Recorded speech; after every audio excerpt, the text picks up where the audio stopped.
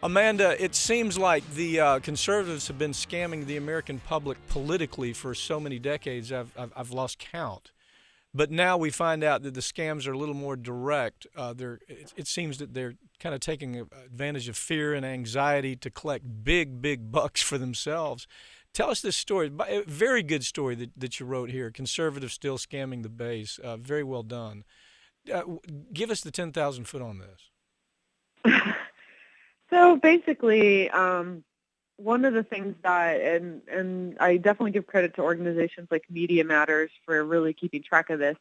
One of the ongoing problems in the conservative movement is that a lot of their leaders and pundits and politicians are basically running long-term mail order scams on their actual followers.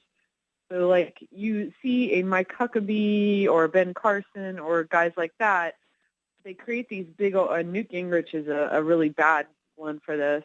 They create these email lists of followers and supporters, and they use these lists to just spam them relentlessly with asks like advertisements for BS insurance scam or cancer cures or look, let me ask you this. Okay, so it begins with we have to collect the emails, right?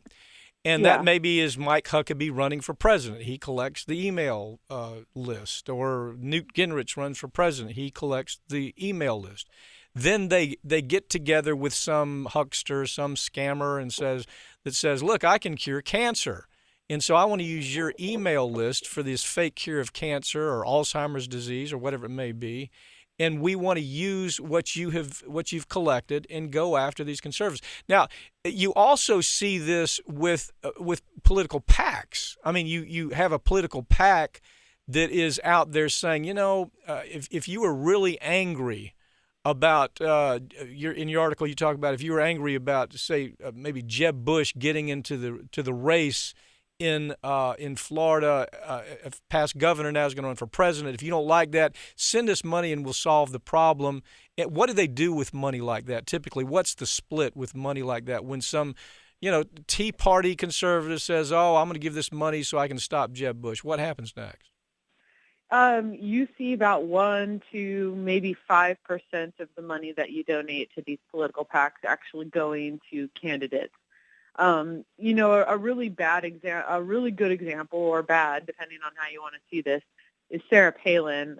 She started the Sarah PAC, and, she just spams all these followers all the time with, asks for money, promising them that if they give Sarah Palin money, she will turn around and help elect conservative candidates to office. It seems that most of the money that you give her goes to Sarah Palin.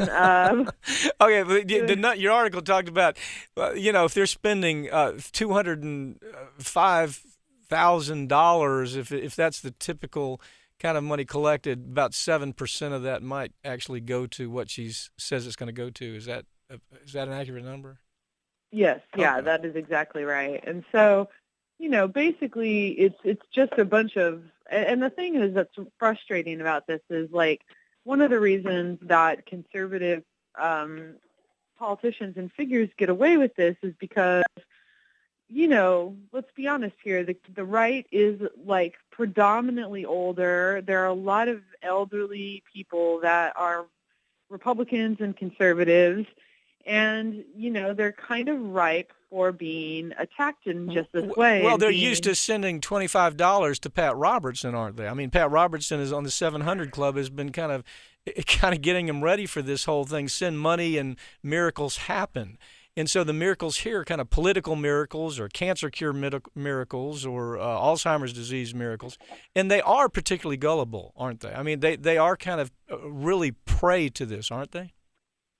Yeah, I mean, we're talking about, it's kind of, it really goes to show that you see that the conservative leaders know that their followers must be gullible, first of all, to follow them.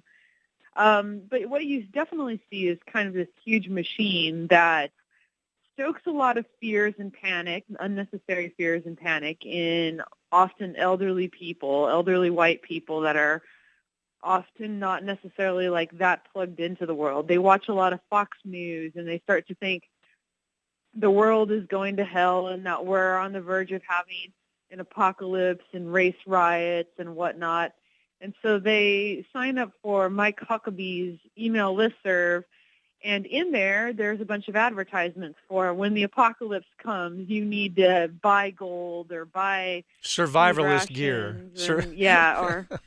And stuff like that. And they're just basically robbing these people blind. And, you know, like on one hand, it's tempting to write it off as like, well, you know, suckers deserve what they have, deserve what's coming to them. But on the flip side, it's like, you know, a lot of these people are, you know, they're paranoid and they're conservative, but they aren't necessarily bad people.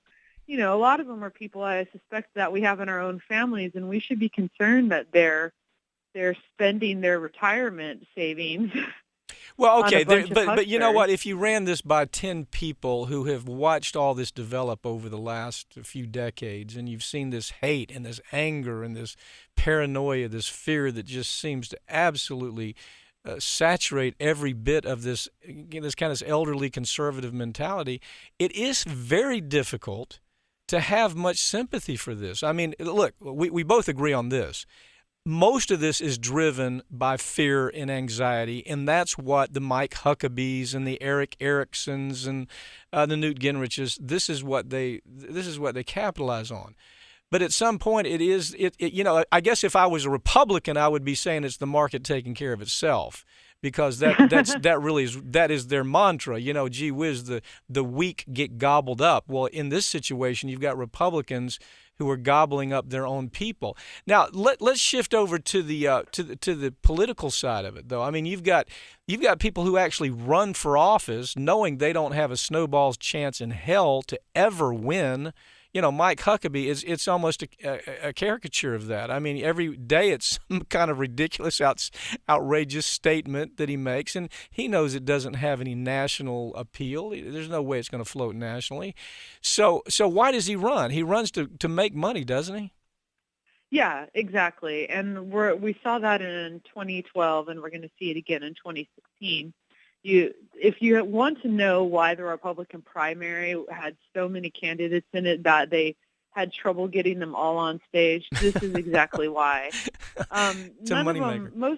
It's all about the money. It's all about the Benjamins. Like, they run for president. They use this national platform. All this, basically, it's a way to get free advertising for your email listserv.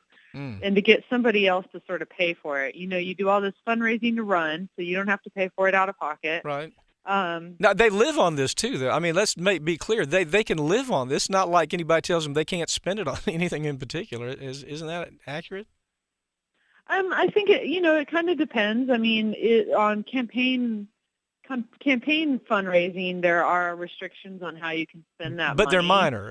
I'm telling you, I've looked at this, very minor. It's amazing what these people can actually live on this money. I mean, if you figure they're traveling around and eating and whatever it is. So right now, if we assume that it has become a business, the business of running for president is a money-making business, then all of a sudden, your point is, we're going to see a lot of people on stage, and it's not going to really have much to do with qualifications. I mean, everybody that looks into Ben Carson's eyes more than 10 seconds knows this guy is going nowhere. Same with Huckabee. We knew that with Sarah Palin. But if it's such a business, why isn't the Republican Party saying, you're killing us? I mean, in a sense, it's killing the Republican Party on a lot of different levels. First of all, it's taking money away from serious candidates, and you've got a clown brigade out there.